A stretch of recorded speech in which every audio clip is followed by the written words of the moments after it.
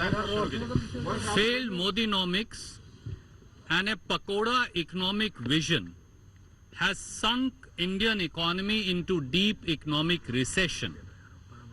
As predicted by numerous rating agencies, it is now clear that the GDP data of second quarter at 4.5% is at a 6-year low.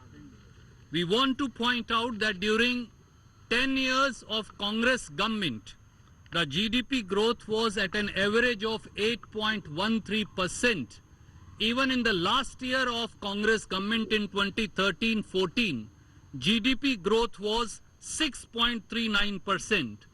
Let the nation compare it with the BJP's decimation of economy emanating from bankruptcy of economic vision. Bharatiya Janata party की आर्थिक सोच के दिवालियेपन का नतीजा है कि GDP की सेकंड क्वार्टर की ग्रोथ 6 साल में सबसे कम होकर 4.5% पर रह गई है। इस देश के नौजवान, इस देश के दुकानदार और व्यापारी की तरक्की का मापदंड है जिस पर यह सरकार औंधे मुंह गिरी है।